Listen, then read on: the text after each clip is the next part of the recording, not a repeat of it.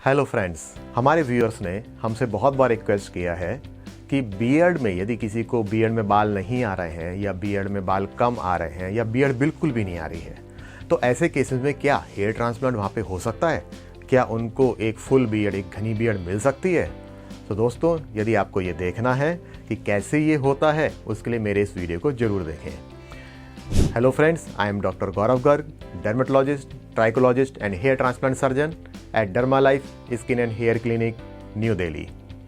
तो फ्रेंड्स, जैसे कि आपको पता है कि हम रूटीनली हेयर ट्रांसप्लांट सिर के गंजेपन के लिए तो करते रहते हैं, पर हमारे पास स्पेशली बहुत सारी इंक्वायरीज ऐसी भी आती हैं जिनको अपना बियर्ड एरिया को घना करना होता है।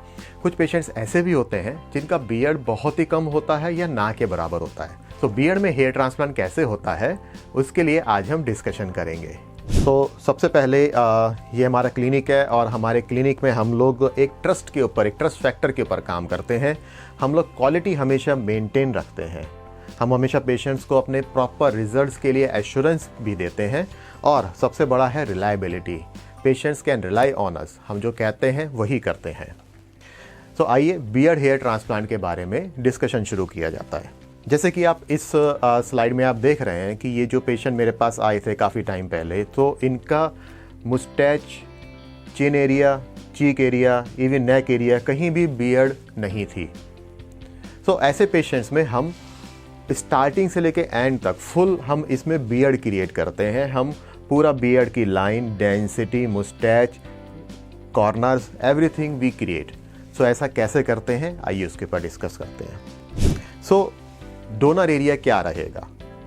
ओके, बियर्ड यदि हमें क्रिएट करनी है तो हमारा डोनर एरिया हमारे सिर के पीछे का ही एरिया रहेगा और उसमें भी हम लोग सेफ डोनर एरिया का इस्तेमाल करते हैं। सेफ डोनर एरिया, जैसे मैंने अपने पुराने वीडियोस में ही बताया है, ये वो एरिया है जहाँ के बाल सबसे ज़्यादा टाइम तक हमारे साथ रहते हैं।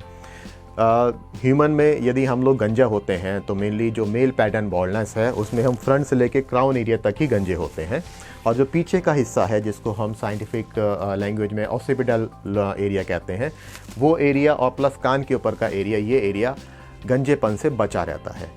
इसी एरिया से हम बाल निकाल के जड़ के साथ हम बियर्ड में भी लगा सकते हैं।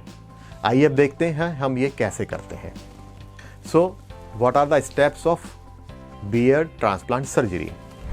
So first thing is personal consultation with Dr. Gaurav Garg, that is me.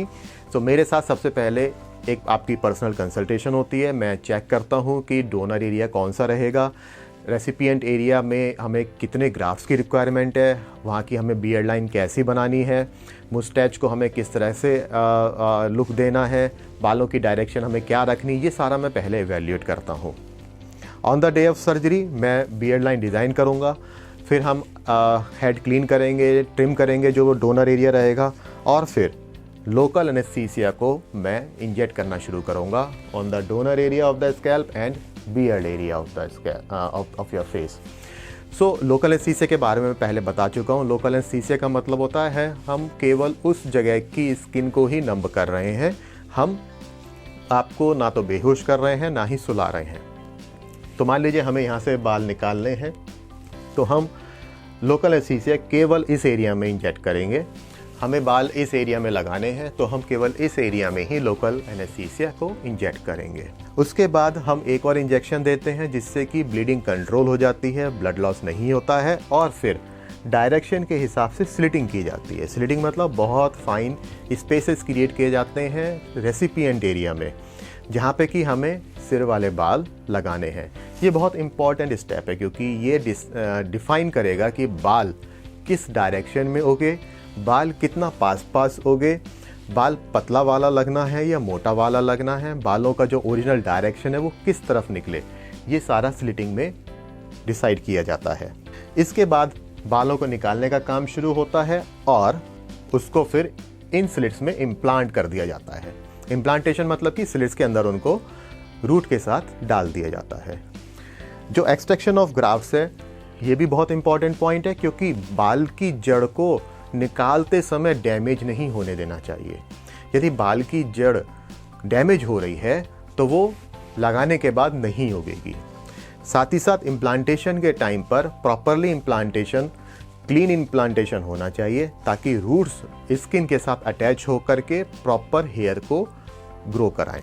सो हमारे यहाँ हम लोग जो क्वालिटी मेंटेन करते हैं उसके ऊपर मैं कुछ आपको बताना चाहता हूँ। जैसे कि हम लोग कोल इंस्ट्रूमेंट्स का इस्तेमाल करते हैं। ये यूएस की कंपनी है, इसके इंस्ट्रूमेंट्स बहुत फाइन हैं, बहुत बारीक इंस्ट्रूमेंट्स हैं। तो उससे फ़ायदा ये होता है कि डोनर एरिया में जहाँ से हम बाल निकाल रहे हैं वहाँ पर निशान नहीं पड़ता है। साथ ही साथ हम लोग इम्प्लांटेशन के लिए ज्वेलर्स फोर्सेप यूज़ करते हैं। ज्वेलर्स फोर्सेप बहुत फाइन फोर्सेप्स हैं जिससे कि इम्प्लांटेशन वाली जगह पे निशान नहीं पड़ता है, गड्ढे नहीं पड़ते हैं और ना ही जो उगने के बाद जो टेंटिंग वाला अपीयरेंस रहता है वो भी होता है। मैग्नीफिकेशन में सारा काम किया जाता है और थोड़ी बहुत देर के लिए जो भी ग्राफ को स्टोर करना होता है वो हम इस तरह के चिलिंग इंस्ट्रूमेंट्स का इस्तेमाल करते हैं जिससे कि ग्राफ्स टाइम के साथ ख़त्म ना हो।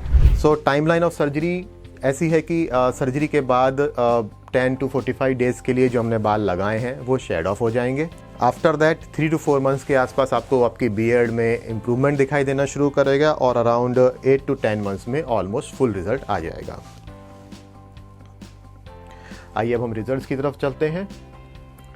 So here you will see that in this patient, after result, each and every hair is in perfect direction. The beard line is originally looking.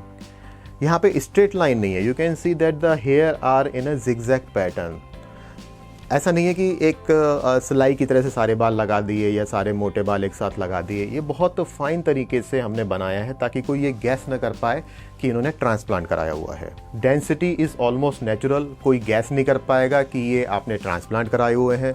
बालों का डायरेक्शन प्रॉपर आ रहा है, बालों की डेंसिटी एकदम नेचुरल है और बालों का जो लाइन है वो एकदम परफेक्टली क्रिएट किया गया है। आप यहाँ पे ध्यान देंगे तो आपको पता चलेगा कि ये जो मुस्टैच के साथ साथ बियर्ड के जो जॉइनिंग एरिया ये भी हमने परफेक्टली क्रिएट किया है जो कि पेशेंट के पास मिसिंग था। एंड कोई भी स्किप एरिया नहीं है, इवन जो नेक एरिया है, जो चिन का शेडो एरिया है वो भी हमने परफेक्टली बनाया है।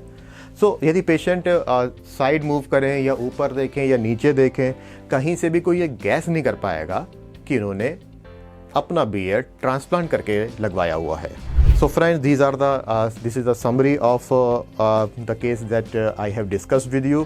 I hope that काफ़ी सारी इन्फॉर्मेशन आपको मेरे इस वीडियो से मिली होगी और इस तरह के बहुत सारे केस हमने किए हुए हैं और इस तरह के मैं वीडियोस और भी आपको पोस्ट करता रहूँगा।